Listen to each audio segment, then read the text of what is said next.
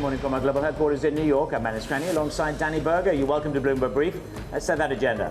Europe fights back. The EU says it will respond to any U.S. tariffs as President Trump orders meta levies with no exemptions or exceptions. No thank you. Sam Altman declines Elon Musk's offer to buy OpenAI for $97 billion. We'll bring you that conversation. And Fed Chair Powell heads to Capitol Hill for day one of his policy testimony. Good morning, Manus. Danny, good morning. Just look at these equity markets. We are really counting down to Powell's congressional testimony. Stocks are lower. So 25% on aluminum, I should say, and steel is light. The question is, it's an open-ended risk now. It could be higher and it could be wider, and we expect broader tariffs to come. Barclays make a point. You want to short U.S. exceptionalism temporarily, and you want to go for the high value in the European trade. It's a winter rental trade. Roll it over, have a look at the bond market. What will Powell say? How will he explain the sticky and enduring inflation? You just look at the 5-year break-evens. They're ticking higher. So short-term inflation expectations are rising, Danny, relative to the longer term. But wow, what a conversation with Sam Altman. Yeah, I'm really looking forward to catching up with Tom McKenzie in the next 30 minutes or so on his conversation with the OpenAI founder. In the meantime, Manus, we do have some stocks they were watching this morning. Unicredit, that is lower in the Italian trade, 2.8%. It pledged to return more money over the coming years, but that did not impress investors. Supermicro also on the move, down after it snaps its rallying streak of 50% in just 5 days. And Meta, we're keeping an eye on that one. It's leading losses for the so-called Mag 7. It is on track, though. If it does decline today, it would snap a record-setting 16 consecutive sessions of trading higher. Klaxon there. In just a few moments, we're going to talk to Seema Shah of Principal Asset Management. Later this hour, Keith Lerner of Truist joins us on the stock markets. Trade tensions, they are escalating. As we've just said, President Trump ordered a 25% tariff on steel and aluminum imports. Now, the levies hit some of the closest countries and their allies, and the president warned that the rate may go higher. The European Union has felt the threat of Trump tariffs, and it has said it will respond. Here's what the EU's Trade Commissioner had to say. We will always protect our interests from unjustified measures in line with our values. And this time has come, and we are currently assessing the scope of the measures announced overnight and will be responding in firm and proportionate way by countermeasures. We will act to safeguard our economic interests. We will protect our workers, businesses and consumers. Oliver Cook is in Berlin. Ollie, good to see you. So we're getting ready for the response. It's not 2018. That was $3 billion. What do we expect the first European response to be?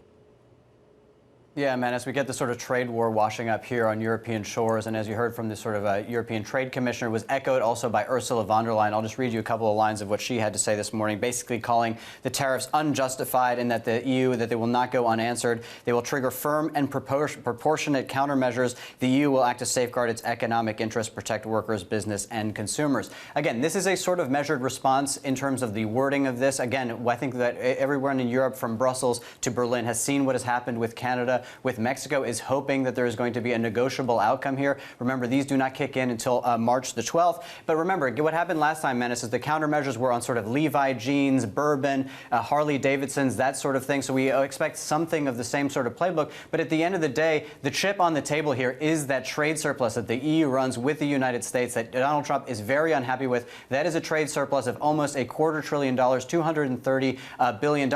And that is what he's aiming to close. I think the other big question for the Europeans is how much of this is going to spill outside of the world of trade. It's not just about buying more LNG and fossil fuels by the Europeans. Could this be a trip that is used to sort of deal with antitrust regulations, to get the Europeans to spend more on NATO defense, potentially on Greenland? These are all the sort of major questions that are going to be serious questions for European leaders. The only good news we've got here out of this, Manus, is the fact that for the very first time, you have the high-level meeting of a U.S. delegation with the Europeans. We have Marco Rubio, we have J.D. Vance, we have Keith Kellogg, the special envoy for Ukraine and Russia, all heading to Germany at the end of this week to have really their first high-level meetings with the Europeans, who are really going to try to sort of pick their brains to understand exactly what Donald Trump wants and what they're willing to compromise on. Right. And Donald Trump said in a statement, no exemptions.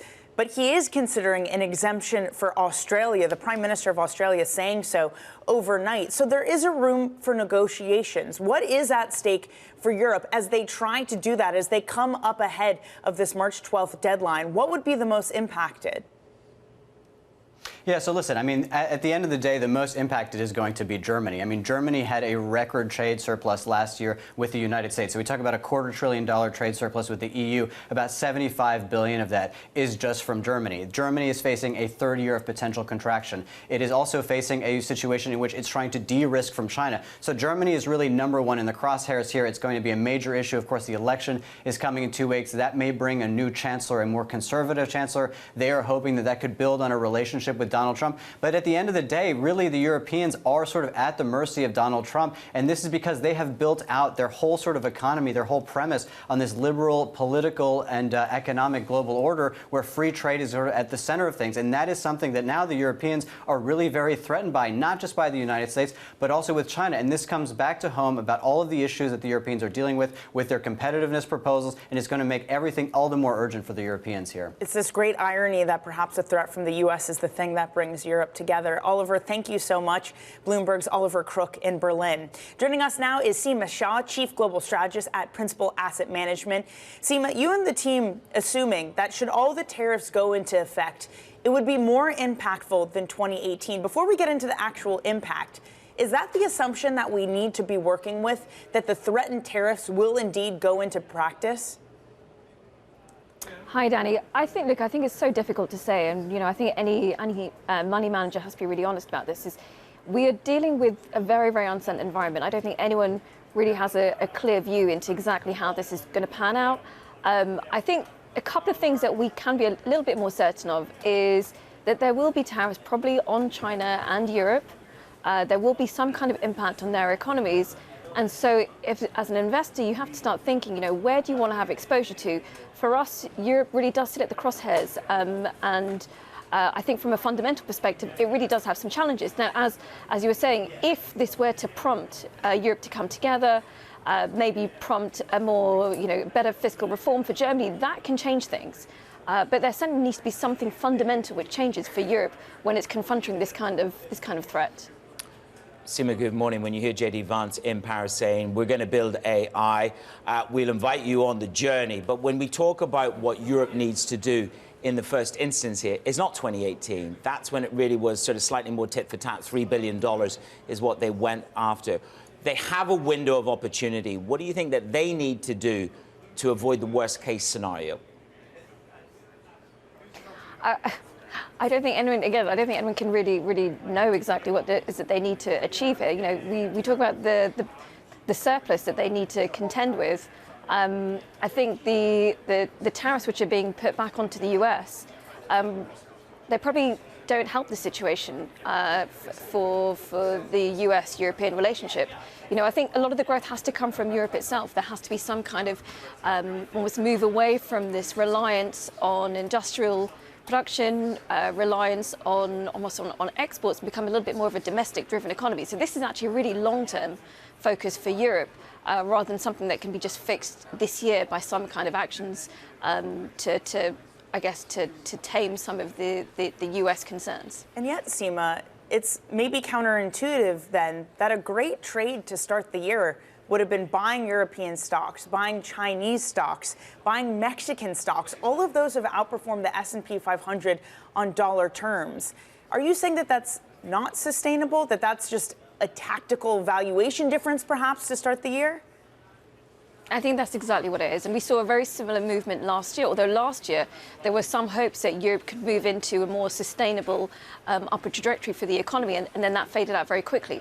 Coming into this year, investors were looking at the global valuation map, and they were recognizing that Europe, China looking fairly cheap. And so just a little bit of good news could prompt some upward movement. And we did see that initially, because the tariffs for Europe particularly weren't really announced. Of course, we've heard this from steel, but there wasn't anything specifically put onto Europe, and there was some good news around that, which prompted this upward movement for equities. Now, from here, we have to question, how much further can it really go? Is there going to be a sustainable improvement in the economy? And realistically, are tariffs going to come through, or at least is Europe going to avoid tariffs from the US?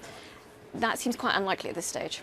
Well, that was the Barclays winter rental trade. They wanted to be long Europe and short US exceptionalism as a short-term trade. So then tell us, what is it that perhaps could challenge US exceptionalism? Is it a break in yields to 5% with Laurie Calvasina here yesterday from RBC? And she's not dusting off her Burr book until that kind of provocation arrives. I think that would be a key risk for the US, certainly. You know, and what is driving that up movement of bond yields? Is it concerns around inflation? In which case, you know, maybe then the Fed has to start thinking about raising interest rates. That's what I think would be a key concern for the US. But we have to remember that, look, when it's the US which is struggling, most of the world does struggle with them. So I think it's a very, very difficult set of circumstances for investors this year.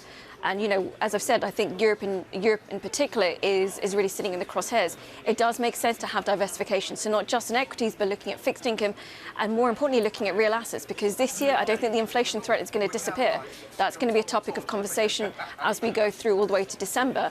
So it certainly makes sense for investors to have some kind of inflation mitigation within their portfolios. If you're a bull, you need to look for comfort somewhere. Max Kettner of HSBC certainly is one, Seema. Just moments ago, he put out a new note saying that it's not tariffs, it's not AI that's the most important thing for this market and the reason to be bullish.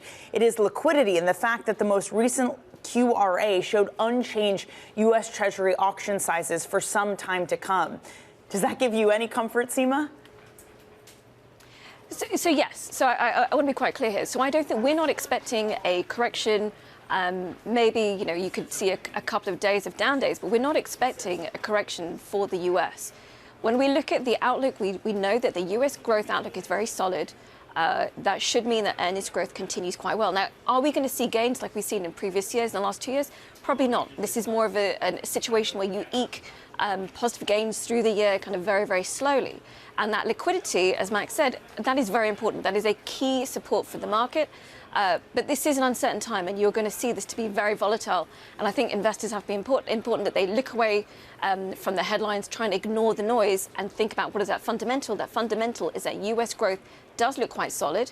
There are risks on the horizon, but the baseline scenario is for continued modest positive gains. OK, well, we're counting down to Powell's testimony. Let's see what clarity he delivers to us over the next couple of days. Seema, thank you so much. Seema Shah of Principal Asset Management. Other stories trending on your Bloomberg terminal. This is what we got for you. BP pledged major changes at its upcoming strategy update after reporting a sharp drop in profit. The CEO said the company plans to fundamentally reset and not be business as usual. While most major oil companies posted lower earnings in the fourth quarter due to falling energy prices, BP is expected to reduce its share buybacks to bolster its weaker balance sheet. Elliott Investment Management has built a more than $2.5 billion stake in Phillips 66. Sources say that the activist investor plans to push the company to sell or spin off its midstream business. Elliott first disclosed its stake in 2023. It has since named a new board member and sold assets as part of a cost-cutting initiative. BYD added advanced driver assistance features across most of its lineup for no extra cost, sending the shares to a record. The move is seen as a competitive advantage over rivals like Tesla, which typically charge extra for similar features. It also plans to integrate the software from DeepSeek without specifying how that would happen. Coming up, Sam Altman declines Elon Musk's offer to buy OpenAI. His comments to Bloomberg coming up next.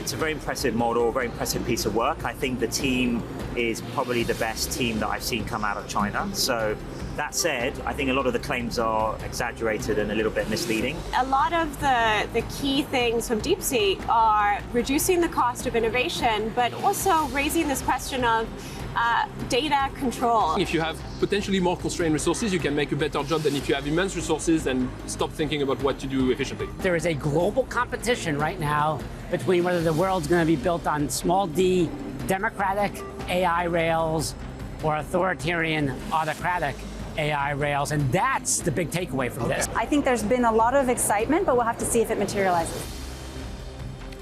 That was just some of the interviews from the AI Action Summit in Paris on the impact of DeepSeek and AI remaining front and center.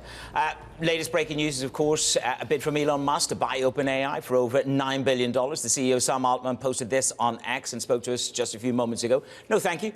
We will buy Twitter for $9.74 billion. I'm delighted to say we're at the Paris AI Summit with Tom McKenzie. Tom, great conversation with Sam Altman, and you went straight for the kill, which was on that potential deal.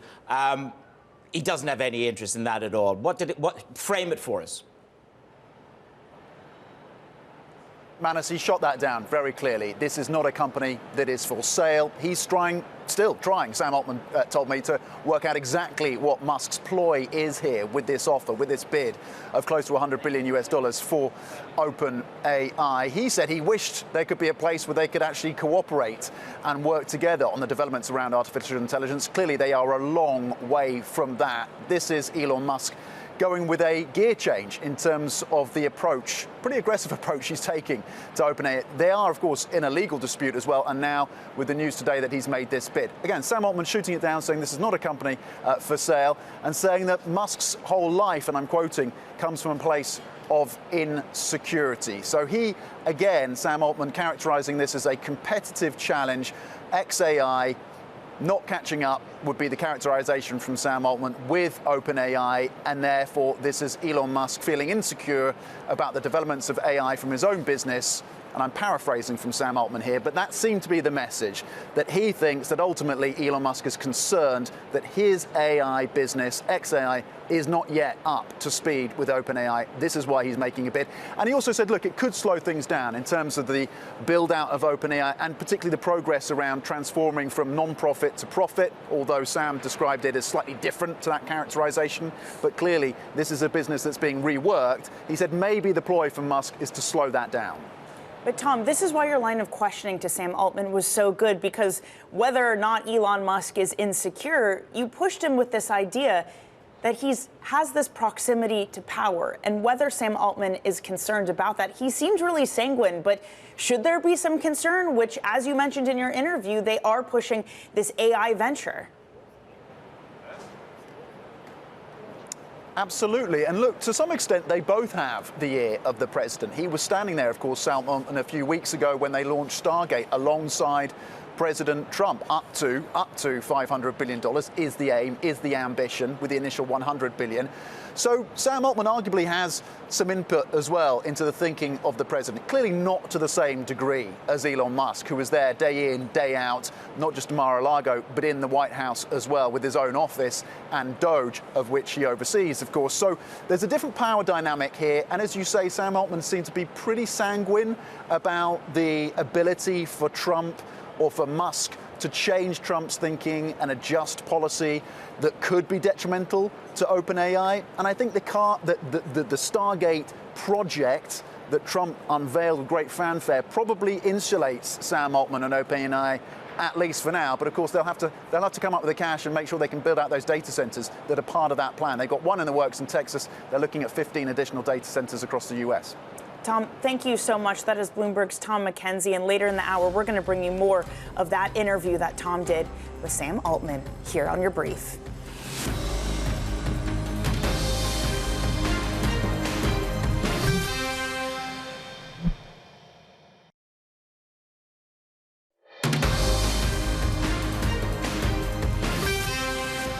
It's your Bloomberg Brief with Danny Berger and Manus Cranny here in New York. Let's get you some front page news. A look at what's making headlines around the world. First up on the FT, reporting that President Trump is warning all Israeli hostages must be freed by this weekend. He said Israel should call off its ceasefire with Hamas if the hostages are not returned.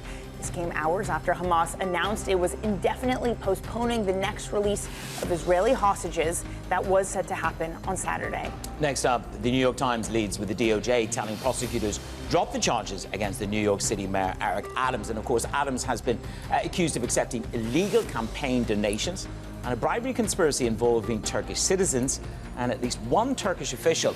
He has pleaded not guilty to the charges. And on Bloomberg, shares of Kering rising less than 1%. but still higher. Some signs of stabilization at Gucci. They've had a lot of cost control measures that help the company generate annual profit that slightly beat analyst estimates. Also, a slight improvement in sales between the third and fourth quarter in China and the U.S. That last bit's going to be the good news, Manis, but most of this coming from cost cuts. They still don't have a lead designer at Gucci. They fired the one that they had previously and haven't replaced them yet. Yeah, it depends whether they go for somebody that's into a slightly sleeker look. Andrea Felstead was on a little bit earlier from Bloomberg Opinion. There's a wonderful line. One of the big analysts who looks after this, Luca Solka over at Bernstein, this was an annus horribilis for Kering, to say the least. And the CEO went on the tape. He talked about, we're not going to produce goods in America, so there's a risk, of course, of tariffs. We don't know whether it'll encroach into clothing or not.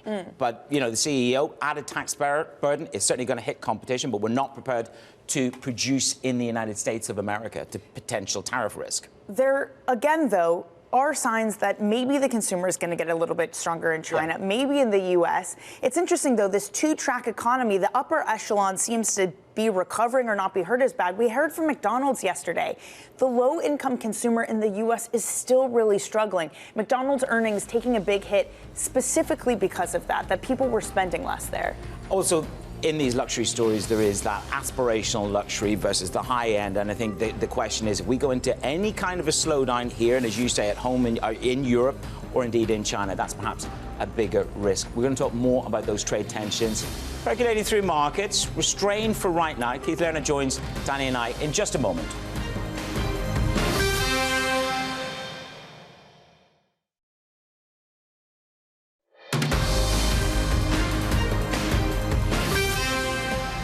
From our global headquarters in New York, welcome to Bloomberg Brief. Danny Berger alongside Manish Cranny here. Let's set your agenda. Europe fights back. The EU says it will respond to any U.S. tariffs as President Trump orders metal levies with no exceptions or exemptions. No thank you. Sam Altman declines Elon Musk's offer to buy OpenAI for $97 billion. And the Fed Chair Powell heads to Capitol Hill for day one of his monetary policy testimony. Danny, good morning. Good morning, Manis. And even with all that, we have moved back within 1% away of all-time highs with yesterday's gain. Does today change that? We are taking some of the heat out of this equity index. Futures down about 0.33% for the S&P. More so when it comes to the NASDAQ 100, down 0.4%. The bond market, that has been relatively muted, though we are back above 4.5% for your two-year yields. We're higher by 2%. $125 billion in coupon supply this week. That starts today. Gold also easing, Manis. It had hit an all-time record yesterday. We are still above $2,900. Well, Danny, the big debate is, first of all, we're going to have the conversation from Sam Altman from the AI summit in Paris. But it's, what does Europe do relative to 2018. 2018, Europe slapped tariffs on $3 billion worth of goods. Levi Strauss jeans, Harley Davidsons. This feels like a very, very different environment because the leaders, gathered in Paris in front of J.D. Vance at the moment. Perhaps there is a window here, and this is why the market isn't reacting as much, to come to an agreement, to get an exemption. Trump literally said no exemptions when he issued these tariffs, but then moments later he was speaking with Australians saying that he would consider an exemption for them. These don't go into impact until March 12th. So there is at least time for leaders to speak with Trump and, again, try to get some sort of deal done. You can be pretty sure that the whole auto industry in Europe is on tenterhooks because that's where the real grievance is. U.S. autos into Europe, 10%. European autos into the United States of America, 2.5%. That's what you call mind the gap. Let's kick on with our main story. It is around these trade tensions. President Trump ordering 25% tariff, Danny, as you just said, on steel and aluminum imports. The levies hit countries closest, their allies. President warned that the rate may go higher. The European Union has felt that threat of Trump's tariffs and has said it will respond. Let's listen to the EU Commissioner just on that note. We will always protect our interests from unjustified measures in line with our values. And this time has come, and we are currently assessing the scope of the measures announced overnight and will be responding in firm and proportionate way by countermeasures. We will act to safeguard our economic interests.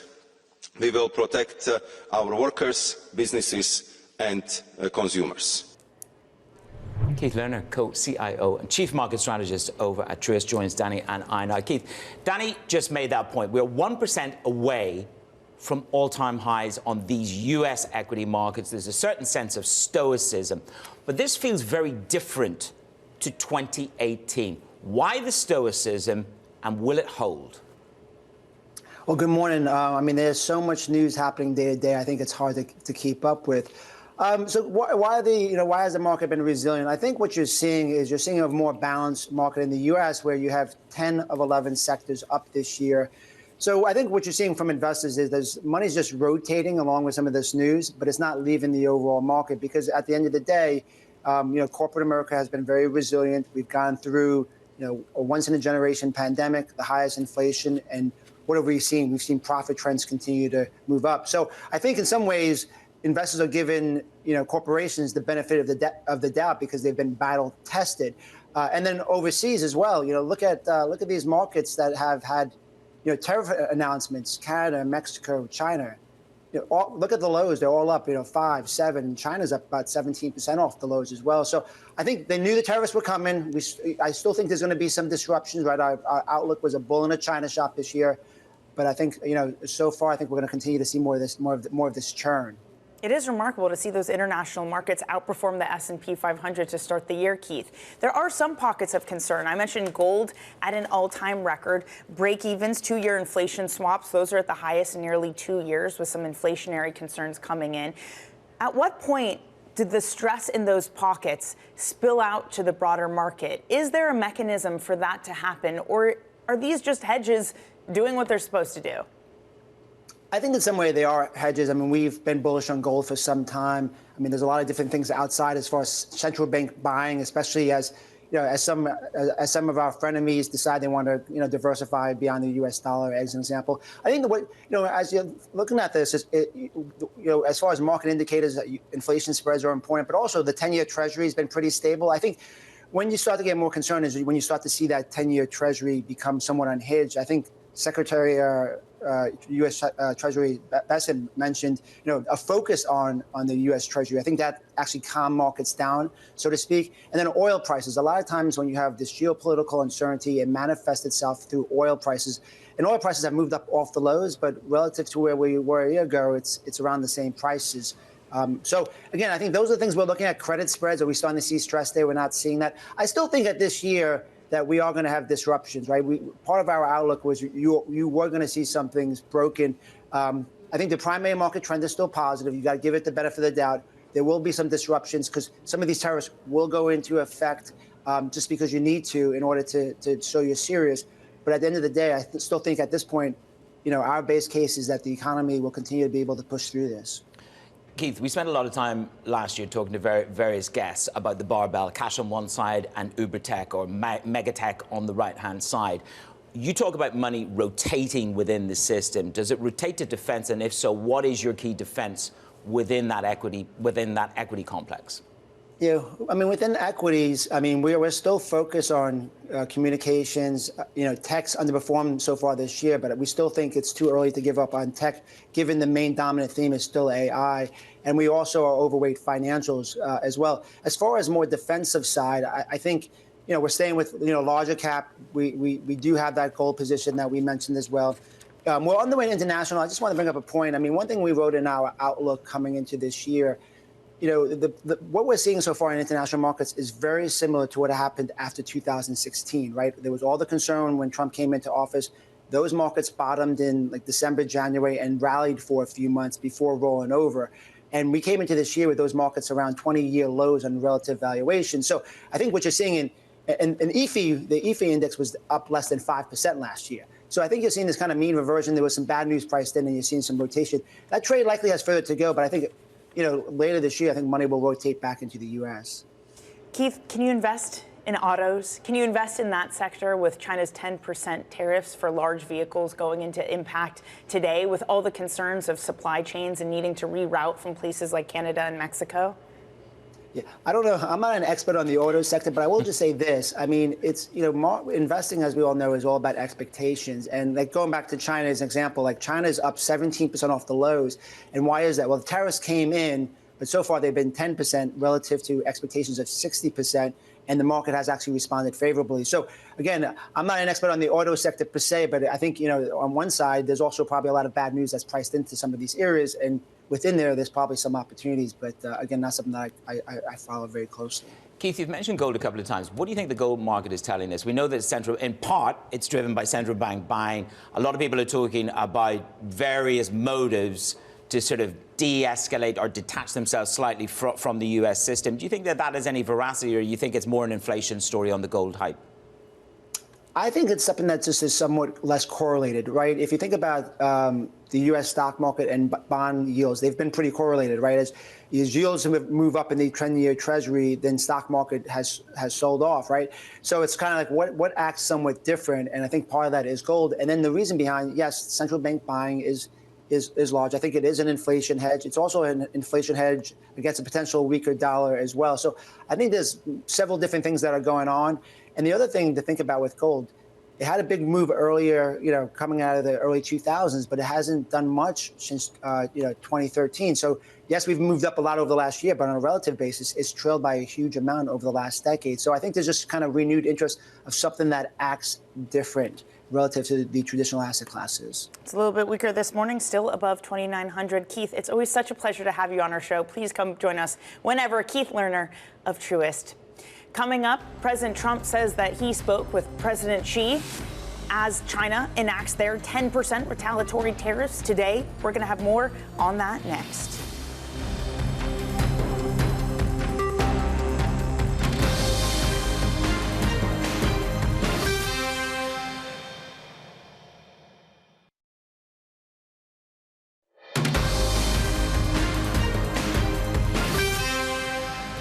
I happen to like him a lot, President Xi.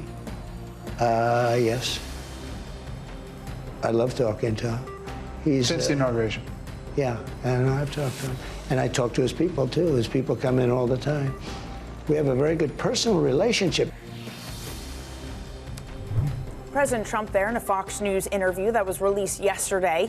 Trade jitters continuing to stoke caution in markets. Joining us now is Bloomberg's Mike Shepard in Washington. Shep, Trump talking about speaking with President Xi at a time when the two countries are really feeling the tensions of trade, of more steel and aluminum tariffs, of China putting on their 10% tariffs, targeting larger vehicles. What might they have spoken about? What might have been discussed? Do we have any details at all? Well, Danny, it's a great question. And unfortunately, we don't know too much more beyond what the president told Brett Baer in this pre-taped interview. We don't know when this conversation with Xi Jinping would have taken place after the inauguration. And timing is everything, as you hinted at. Was it since the imposition of new U.S. tariffs on Chinese imports into the U.S., this 10% levy that we're seeing on new goods coming in from the world's second largest economy? That would certainly be one thing for the two men to be talking about, but there's so much more. There's also tensions over advanced technology, including this competition between the U.S. and China for dominance in AI. And we saw how the emergence of DeepSeek really changed that equation. We heard from U.S. Vice President J.D. Vance talking about it today and about this competition and the possibility of U.S. restrictions on China's access to some of the most sophisticated chips in this area. And that, too, can engender some sort of retaliation. So the two men really have a lot to talk about. And we've got these questions into the White House. We haven't gotten any detail yet. And it will be interesting to see how this engagement unfolds, because there's more to come. The U.S. is conducting a review of the Phase 1 trade deal that Trump enacted in 2020. And that could set the stage for even more tariffs against Chinese goods later this year. Well, Shep, we have live prospect of 25% on aluminum and on steel. Europe has responded. Of course, this is ground zero for the likes of Germany on their steel industry. They're saying it's unjustified. They have a trade surplus of $250 billion. But this is just the first step in the grievance list from the White House on Europe. And really, it's a question of how much further do we ratchet up on the auto industry and further from Washington, isn't it? It really is, Manus, and we are seeing hints from Donald Trump already with this threat of reciprocal tariffs. That is a very thinly veiled threat against Europe, and in particular, what he sees as a disadvantage for the U.S. when it comes to autos, where he sees U.S. exports to Europe, U.S. auto exports of cars and parts, as being treated unfairly in his view, that he sees that the duties being charged by Europe are way too high, and he wants to, in his view, even that out, and using tariffs as the primary weapon to do so.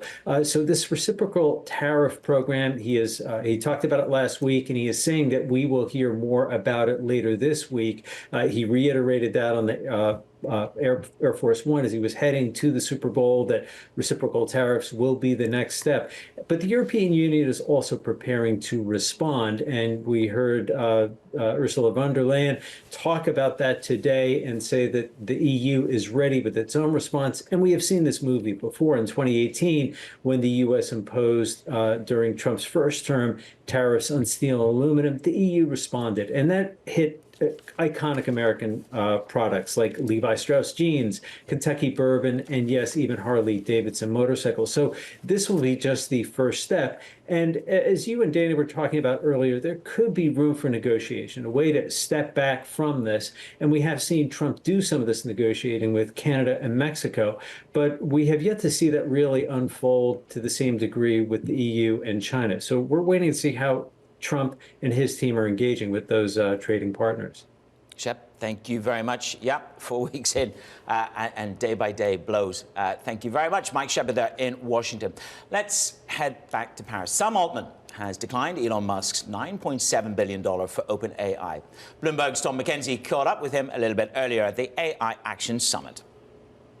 Look, OpenAI is not for sale. The OpenAI mission is not for sale. Elon tries all sorts of things for a long time.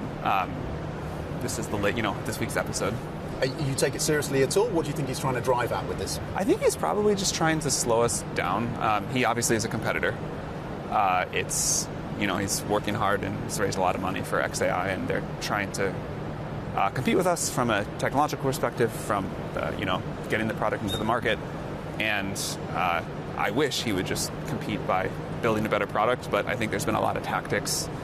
Many lawsuits, all sorts of other crazy stuff. Now this, and we'll try to just put our head down and keep working. Does it make it more difficult To move from that non-profit model to that for-profit model for OpenAI? We're not moving to a for-profit model. We're not sure we're going to do it all, but no matter what, the nonprofit will continue to be extremely important. It will drive the mission. It will continue to exist. The board is looking at lots of options about how to best structure for this next phase, but the nonprofit is not changing into anything or going anywhere. I mean, whether they did or didn't, they built a good model. Many people will distill from many other models. Again, I feel so confident about our research roadmap and also our product roadmap that, DeepSeek will do whatever DeepSeek's going to do. Other people do whatever they're going to do. And we're just going to try to build the best technology we can and get it into people's hands. And I think that's mostly going pretty well. Do you think Musk's approach then is from a position of insecurity about XAI? Probably his whole life is from a position of insecurity. I feel for the guy. You feel for him? I do, actually. I don't think he's a happy person. I do feel for him. Okay. Do you worry that he has this proximity to the president and he can influence the decision-making of the US presidency and policies around this agenda on AI? Not particularly. Maybe I should, but not particularly. I mean, I try to just wake up and think about how we're going to make our technology better.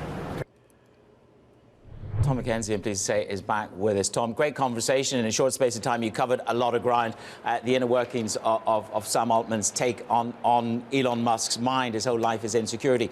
But to a broader point here, Tom, this was a very measured, calibrated response to this surrealist kind of offer of $100 billion for AI, OpenAI. Yeah, and the surrealist nature of it, I like the way you frame it, Manus, because that's kind of the expression that Sam Altman had written all over his face when he sat down with us. Is he was kind of befuddled by this bid. It's very clear the company is not for sale. The way he characterized it, as you heard, is that he thinks this is just the latest salvo, essentially fired across their bows by Elon Musk, who of course has been in a long-running dispute with OpenAI about the way they approach the build-out of this crucial technology. And here, look, this is what Elon Musk would say. He would say that OpenAI and Sam Altman have veered away from that focus on being an open source, non-profit, with a focus on safety. They are, objectively, not open source. They're a closed source. But Sam and the team at OpenAI would say, we are focused on safety and we're focused on delivering products in a safe way to our users around the world. But this competition between Elon Musk and Sam Altman is a reminder that there is an arms race right now between these companies, but also at a country level, at a nation-state level as well. And that's what we're hearing on the ground here at the Paris AI Action Summit. And to some extent, the debate between and the spat between Musk and Sam Altman distills that very point. You also got into DeepSeek slightly. We heard it in the clip there of your interview. And again, it's a very relaxed Sam Altman who doesn't seem to care. Maybe he needs to seem that way. But Tom, you've been speaking with not just Sam Altman, but leaders in AI in general at this summit. What is the competition they feel? Is there a real threat from the technology coming out of China? It has been a key topic of conversation, undoubtedly, amongst executives, but also lawmakers. We've heard Ursula von der Leyen of the European Commission walking just behind us a couple of minutes ago, JD Vance, the Vice President, here as well. And amongst executives, certainly the ones I've been speaking to say DeepSeek is one of the key topics on their mind because precisely it is a reminder, a wake-up call that China is a serious competitive challenger. Some of the executives I've spoken to have said, look, in terms of the open sourcing model that DeepSeek has pushed through, that's really positive. It underscores that for them, open source is the way to go. Companies like Mistral here in France, for example, saying this is great news.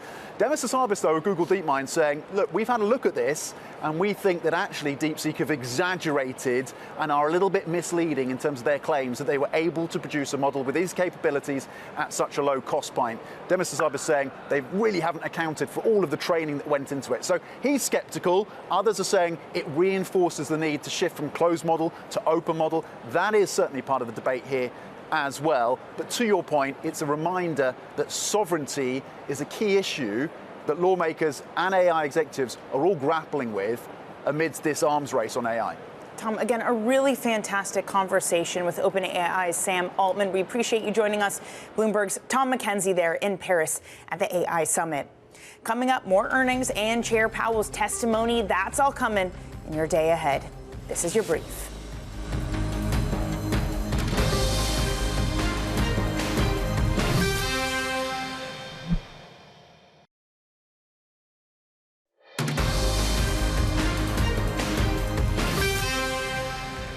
It's your Bloomberg Brief. Danny Berger and Manish Krani here in New York. Let's get you set up for your trading day. We're going to get more earnings. Marriott, Coca-Cola both report before the opening bell. Then Fed Chair Powell will be testifying before the Senate Banking Committee. That kicks off at 10 a.m. Eastern.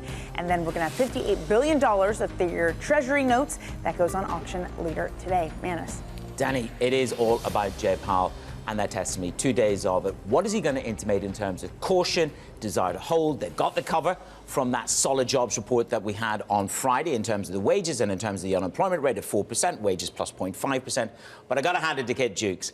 Can cool-handed Jay let us forget about tariffs for a while? I don't think anybody is going to put tariffs at the back of their mind. Certainly not in Europe this morning. They're all sitting like ducks in a row in front of JD Vance. Well, the threat is that he goes to testify in front of Capitol Hill and he gets questions about that. And I think there'll be many questions about the politicization of the Fed, that some number of Fed officials incorporated Trump's policy into the outlook. You know, that's going to be pressed onto them, especially when Trump has gone back and forth saying that he'll demand lower rates. But of course, after the last rate decision, he said it was the right move for them to hold rates. Which takes us to Neil Dudder put a great note out yesterday. And he talked about, I'm paraphrasing here, about, can the Fed really sit and hermetically seal themselves off from saying anything about tariffs? It's already there in some of the projections, but I'm sure that'll be part of the conversation on the surveillance team. From Danny and myself, Bloomberg Brief, I'll hand you over to surveillance.